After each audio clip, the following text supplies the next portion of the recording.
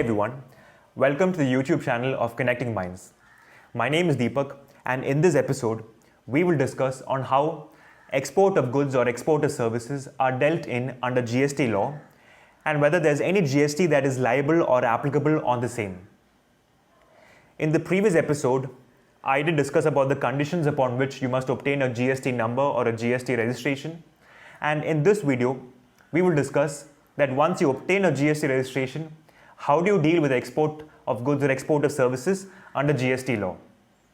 So let's take a quick look.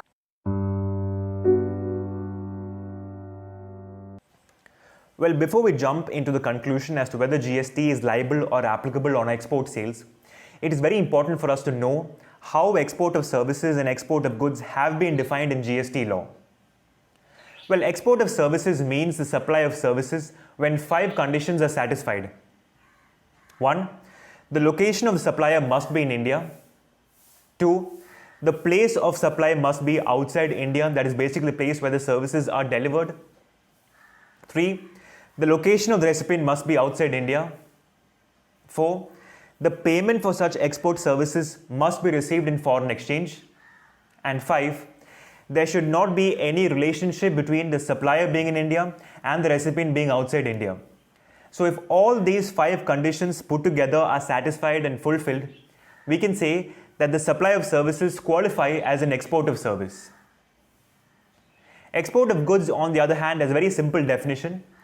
It is defined as taking goods out of India to a place outside India. It's as simple as that.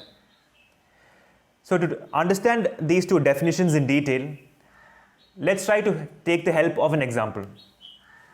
So say we have Miss Anika, who is in Chennai, and she's providing IT services to a firm in the US, the payment for which has already been received, and that is $500. Assume for a fact that there is no relationship between the supplier being Miss Anika in Chennai and the recipient being the firm in US. Now let's try to see whether such supply of IT services to the firm in US qualify as an export of service. 1. The location of the supplier, that is Miss Anika, is in Chennai. The place of supply is basically US because that is where the services or the IT services are delivered. The location of the recipient, being the firm, is in US.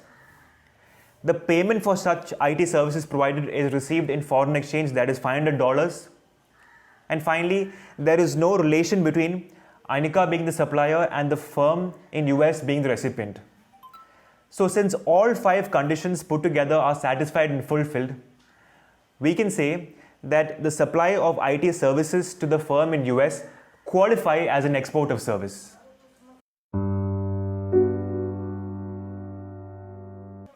And finally, let's discuss on whether GST is liable or applicable on such export sales. Well, as all of you are aware, the Indian government is trying its best to reduce something called as the trade deficit. That is basically the cost of imports minus revenue on its exports. So in a way, it's trying to promote more and more exports. And therefore, the government has provided a GST exemption on the export of goods or services or both. So under GST law, export supplies are termed as zero-rated supplies. That is basically supplies attracting 0% tax. And the exporter of goods or services or both can claim the benefit of zero GST in 2 ways. 1. He may opt of not paying GST initially on his exports, but has to furnish something called as LUT or letter of undertaking, binding himself to the conditions, procedures and safeguards for such exports. And this has to be furnished with the GST department.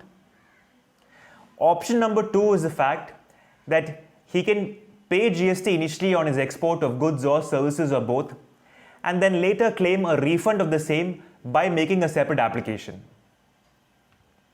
So to understand these 2 options further, let's come back to the example of Miss Anika. Well, we know that the supply of IT services to the firm in US is an export of services. It is also a supply of service in the nature of interstate trade or commerce. And therefore, Miss Anika can claim the benefit of zero GST in 2 ways. Option number 1, she can opt of not paying GST initially but has to furnish LUT or letter of undertaking with the GST department.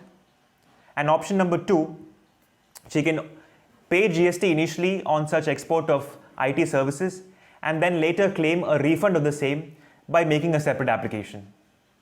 Well, I hope I was able to make things clear through this particular short video. If you liked the video, please do show your support to us by hitting that like button. If you want to become a member of this channel and receive notifications on a weekly basis as and when we upload videos, please do hit the subscribe button.